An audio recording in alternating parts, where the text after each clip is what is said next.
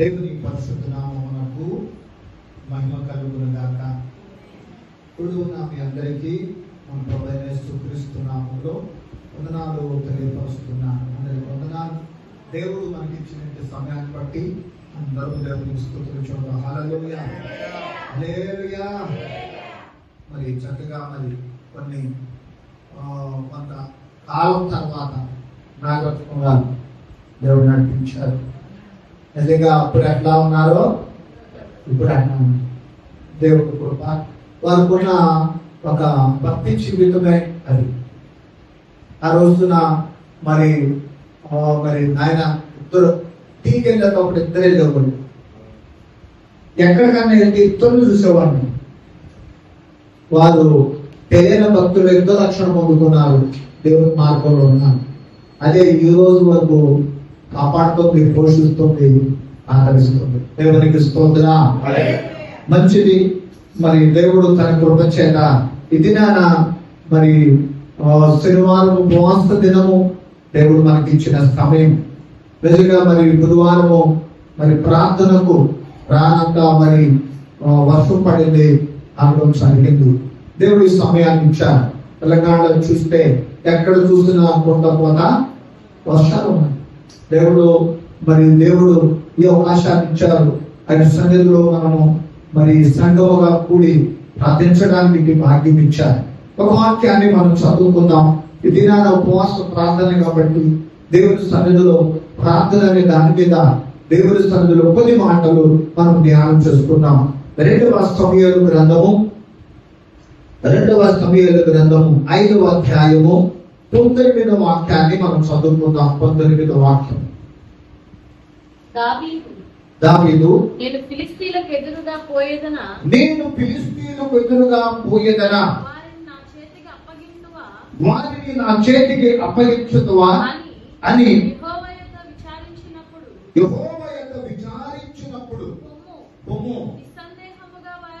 నిస్సందేహముగా వారిని నీ చేతికి అప్పగించుదునని దేవునికి స్తోత్రం చూద్దాం. హల్లెలూయా.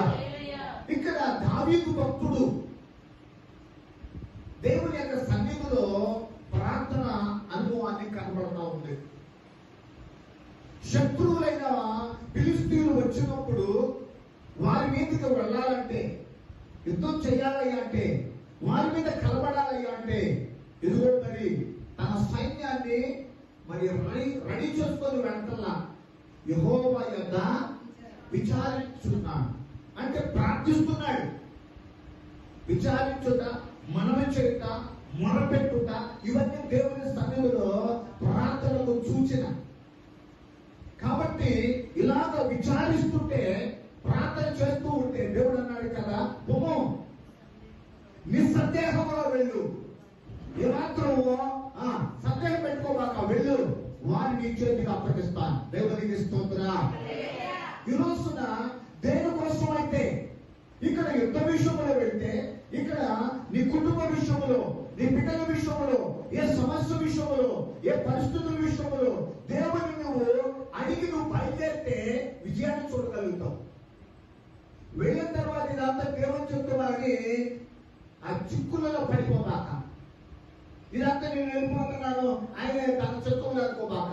ప్రార్థించు బయలుదేరు. ఏ సమస్య వచ్చినా కానీ, ఏ మంచి కార్యక్రమమైనా కానీ, ఏ కార్యక్రమం కావాలో అది నువ్వు ప్రార్థన చేసే దగ్గర, ప్రభువా వెళ్ళడానికి నీ చిత్తం అయితే అని ప్రార్థన చేయి. దేవుడి మార్గాలు చూపిస్తాడు. దేవునికి స్తోత్రం.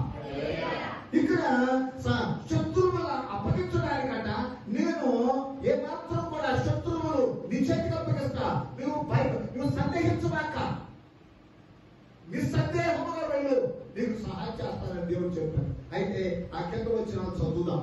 కాబట్టి దావీదు అచ్చట వారిని హతము చేసి జల ప్రవాహములో కొట్టుకొని పోవునట్లుగా యెహోవా నా శత్రువులను నా ఎదుట నిలవకుండా నాశనము చేసుననుకొని దేవునికి స్తోత్రం చేద్దాం. హల్లెలూయా. ఆ చోటుకు అర్థం ఏంటంటే ఆ మాటకి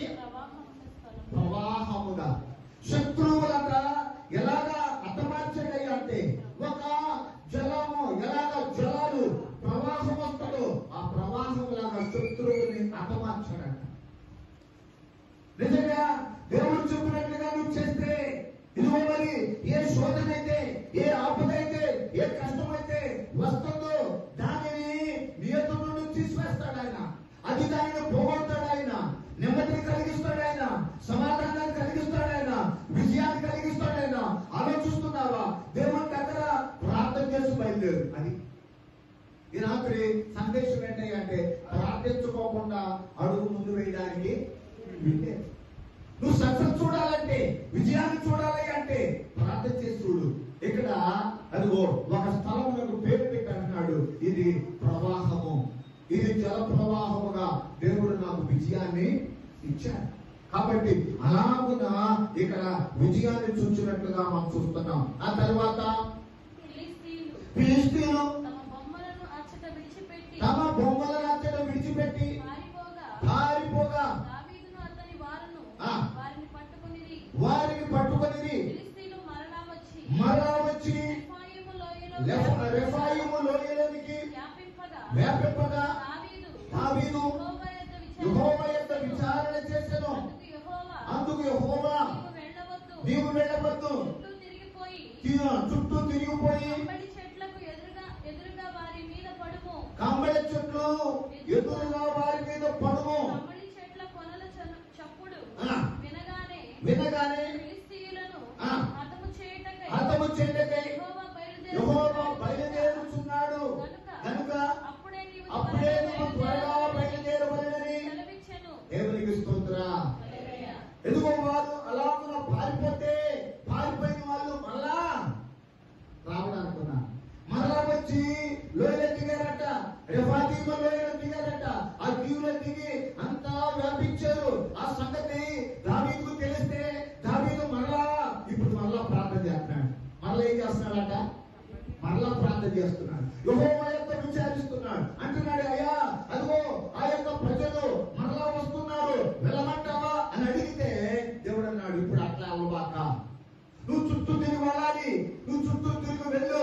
వాళ్ళ మీద పడేటప్పుడు ఒక సూచన చెప్తున్నాడు. ఏమిటయ్యా అంటే అక్కడ చెట్లు ఉన్నాయి. ఆ చెట్ల పేరు కంపళి చెట్లు.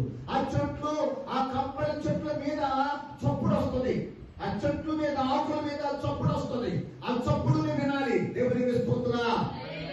నిజంగా ఎంత చూసావా? యుద్ధానికి వెళ్ళడానికంట ఏ చప్పుడు వినాలంట? చెట్ల మీద ఆ చప్పుడు వినాలి. ఆ చప్పుడు విను. అప్పుడు ఫిలిష్తీయులను హతము చేయటకై అదిగో నువ్వు కాదు, ఇప్పుడు నేనే వస్తా. దేవునికి స్తోత్రం. హల్లెలూయా.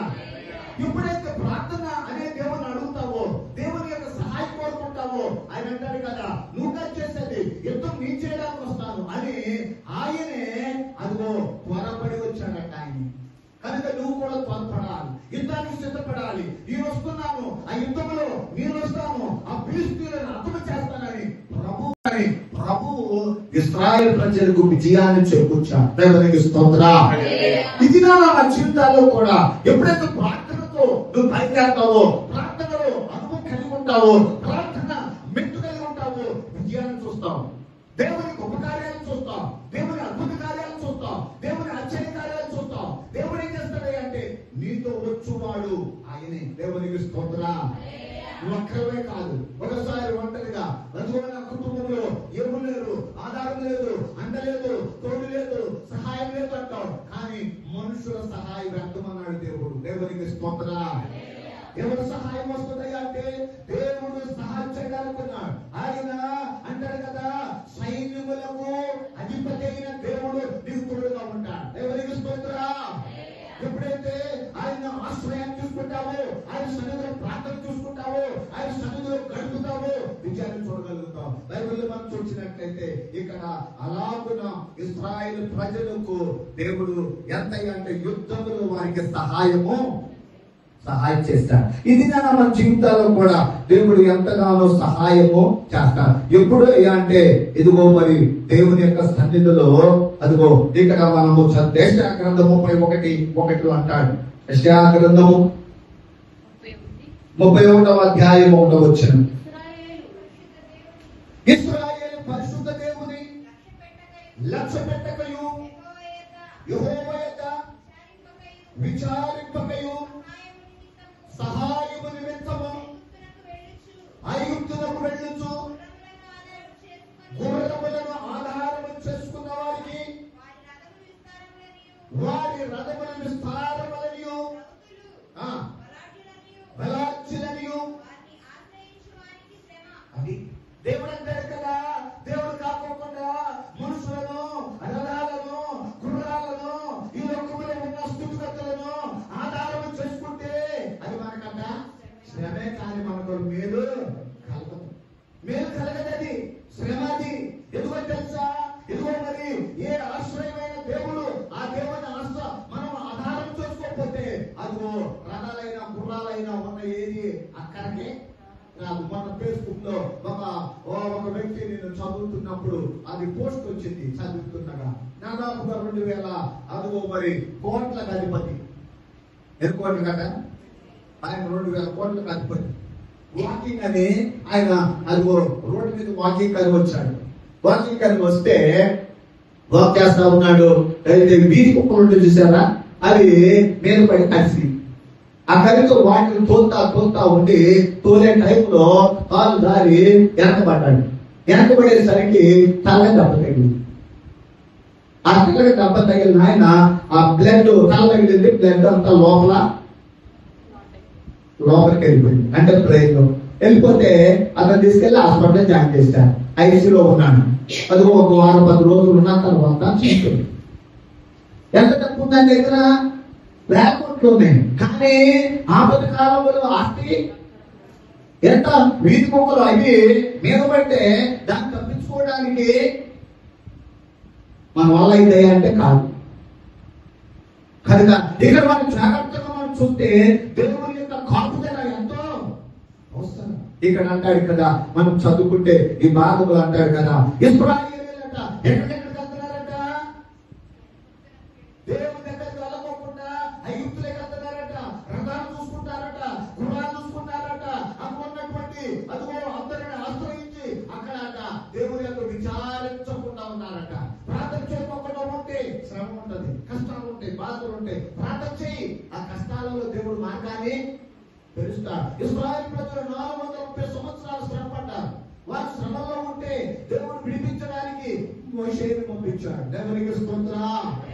కనుక దేవుడు ఒక మార్గాన్ని తెలుస్తాడు. దేవుడు నీ కష్టతనాలు తీసివేస్తాడు. దేవుడు నీ బంధువులను తీసివేస్తాడు. దేవుడు నీ కుటుంబాన్ని జ్ఞాపకం చేసుకుంటాడు. దేవుడు నీ బిడ్డలను జ్ఞాపకం చేసుకుంటాడు. దేవుడు నీ కష్ట దినాలను ఆయన మేలు చేస్తాడు. అందుకోసమే బైబిల్ గ్రంథంలో రాస్తున్న మాట ఇక్కడ ఇర్మియా గ్రంథము 6వ అధ్యాయము 16వ వచనాన్ని చదువుకున్నాం.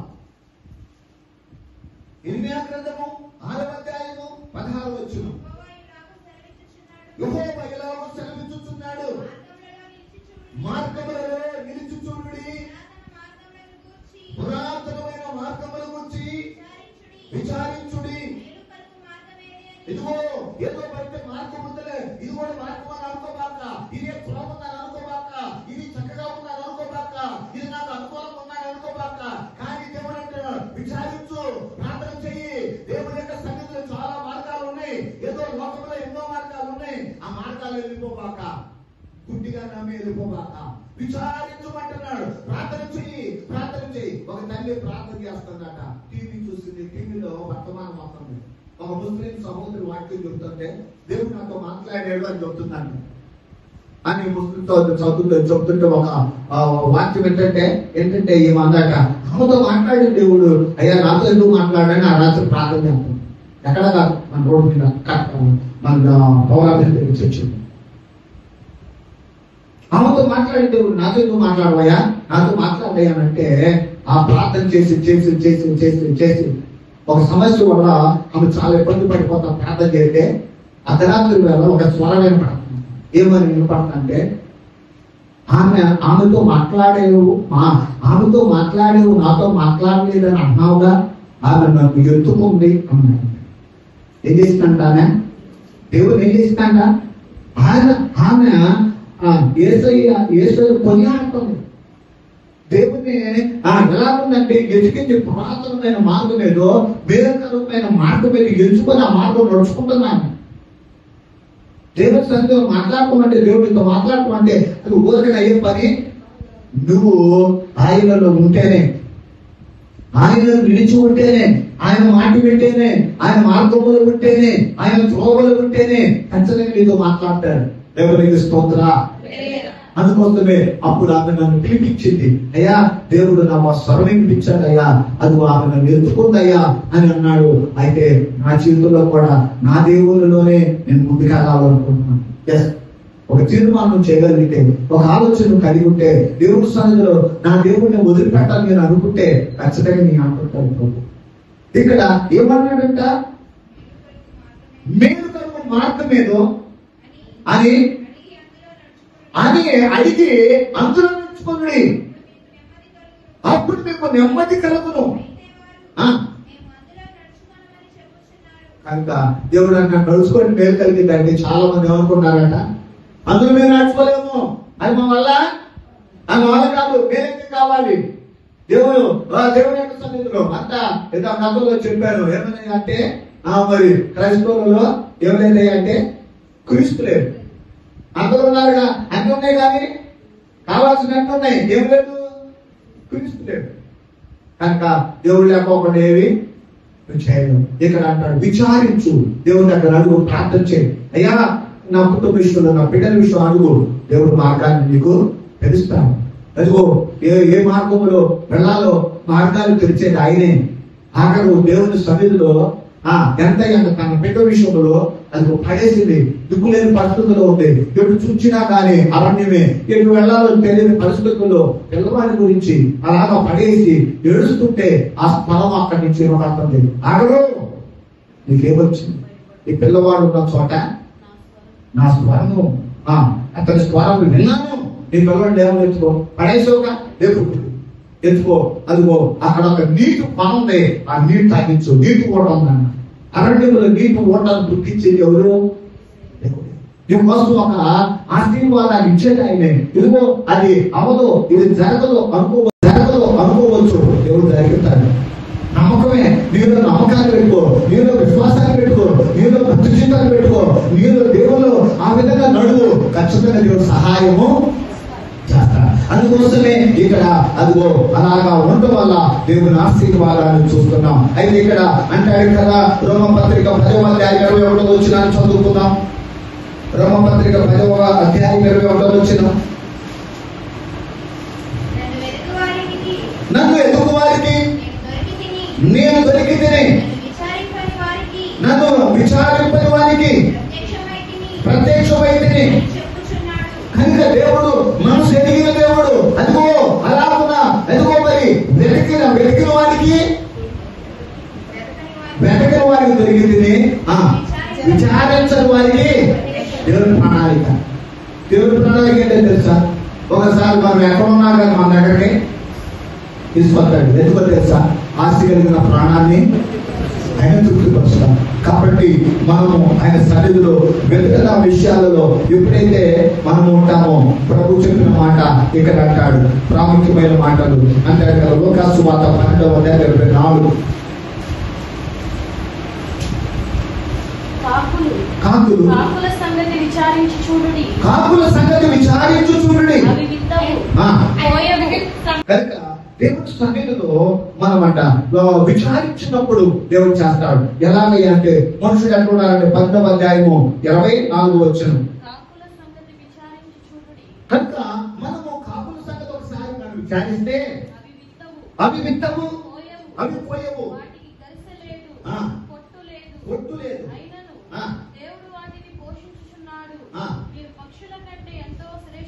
ఎప్పుడైతే మనము దేవుని సన్నిధిలో ప్రార్థిస్తామో, కాకులను పోషిస్తున్నాయన, వాటికి ఏమీ లేవంట, అవి ఏమి కూడా స్టోరేజ్ చేసుకోలేవంట, వాటికి ఏమీ లేవంట, అయినా వాటిని అంట ప్రతిదినం పోషిస్తున్నాయి. వాటికంటే మీరు శ్రేష్ఠులు అన్నారు.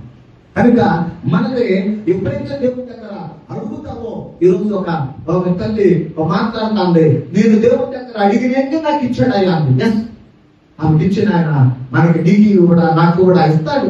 మనమైతే దేవుని దగ్గర అడగనే పొందుకోలేకపోతున్నానంట. అడుగు దేవుని దగ్గర, మన పెట్టి దేవుని దగ్గర, ప్రార్థించు దేవుని దగ్గర, దేవుని అడుగు. అడుగు దేవుని దగ్గర ఖచ్చితంగా దేవుడు ఇస్తాడు. కాకుల కంటే మన శ్రేష్ఠుడు అన్నాడు. దేవునికి స్తోత్రం. అలాగే ఇక్కడ రెండో విషయంలో మనం చూస్తే లోకాసు వార్త 12:29 వచ్చిన ఏమి తిందుమో ఏమి తాగుతాము కనుక మనలో విచారణ మనలో అంటే బాగా అనుకుంటాం. ఏమేమంట ఏమి తిన్నాలో ఏమి తాగు. మనం వేసిన కానీ చదివేగా మనం వేసిన కానీ ఏం తినాలో ఏం తాగాలో అది ఏమి ఇంట్లో మనకి ఇదే బాధ. అయితే అనుమానము కలిగి ఉండకుడి. ఈ లోకపు జనులు వీటన్నిటిని వెతుకుదురు. కనుక ఈ లోకపు జనులు వీటిని వెతుకుతున్నారు. తినాలి తాగాలని వెతుకుతున్నారు. అయితే ఇవి మీకు కావలసి ఉన్నవని మీ తండ్రికి తెలియను. అది ఆయన కట్ట మనకు తెలుసు, మన గురించి తెలుసు. ఇవి కావాలని నాకు తెలుసు. వీటినే వెతకొద్దట. వీటి గురించి బాధపడద్దు. ఈ ఏం లేవని అనుకోవద్దు. నాకు పొదుపు కావాలని అనుకోవద్దు. దీని గురించి బాధపడద్దు అన్నాడు. అయితే మీరైతే ఆయన రాజ్యమును వెతుకుడి. అది రాజ్యాన్ని వెతుకు. దేవుని రాజ్యము అది ఎలాంటిదంట? దేవుని రాజ్యము పరిశుద్ధాత్మ ఉండాలి, ఆనందం అన్నాడు. ఆయన రాజ్యము మనకిస్తున్నాడు. ఆయన రాజ్యములో మనం ఉంచాలనుకున్నాడు. ఆయన సన్నిధిలో ప్రయాసపడాల్సింది, కష్టపడాల్సింది, ప్రార్థించాల్సింది ఆయన రాజ్యం కోసమే. దేవునికి స్తోత్రం. కోటి ఇద్దరు అది లోకంలో మాట గట్ట కోటి విద్యులన్నీ కూడా పుట్టు కోసం అంట. అన్ని కోటి విద్యులు లేని కోసం పుట్టు కోసం అంట. కానీ దేవుడు ఏమన్నాడు తెలుసా? ముందు నువ్వు రాజ్యాన్ని నా నీతిని వెతుకుడి, దానితో కూడా అన్ని నీకు ఇస్తాడు, నాకు ఇస్తాడు. కనుక మన అవసరం ఏంటయ్యా అంటే విచారించాలి దేవుడు దగ్గర, ప్రార్థించాలి దేవుడి దగ్గర. ఎప్పుడైతే అడుగుతామో విజయాన్ని చూడగలుగుతాం. శత్రువుల మీద, సమస్యల మీద, ఇబ్బందుల మీద విజయాన్ని ఇస్తాము. ఎప్పుడైతే మనము ఆయన సన్నిధిలో ఉంటామో ప్రార్థించకపోయినంట అంటే నా బిడ్డలైన వాళ్ళు ఎక్కడున్నా కానీ వాళ్ళ యొక్క స్థితిని ఎదుర్కొండి వాళ్ళకి నేను ప్రత్యక్షం అవుతా, వాళ్ళకి నేను సహాయం చేస్తా. కనుక వాస్తవంగా అందరూ తన కుమారుడి విషయంలో అదిగో ప్రభు అక్కడ మాట్లాడతాడని అనుకోలా. నా బిడ్డను చనిపోతాడు. ఆ దేవుడు ఏం చేశాడు తెలుసా? నీకేమొచ్చింది? ఇంతగా లేపు, నీళ్ళు తీసుకొని నీళ్ళు తాగొచ్చు, నువ్వు కూడా తాగు, వెళ్ళిపో. ప్రయాణాన్ని సిద్ధపరిచాడు. వాళ్ళు ఎటు వెళ్ళిపోయారు అంటే ఎటు వెళ్ళిపోయారు అంటే సౌదీ అరేబియా. మనమేమో ఇంటున్నాం ఆంధ్రాలో, వాళ్ళే మట్టి వెళ్ళిపోయారు. అక్కడ బంగారం, అక్కడ అసలు నీళ్ళు మంచినీళ్ళు కాదు, అక్కడ అన్ని బాగున్నాయి. అంటే దేవుని ఆశీర్వాదం. కనుక ఈ రాత్రి విచారించు, దేవుడు నీ కోసం నా కోసం మేలు చేస్తాను. ఆయన సన్నిధిలో అడిగి పొందుకున్నాం. దేవుడి సన్నిధిలో దేవుడు అన్ని సమకూరుస్తాడు, దేవుడు ఇస్తాడు. ఇది మాటలు ప్రభు మన వినికిడిలో దేవుడు దీవించి ఆశీర్వదించుగాక.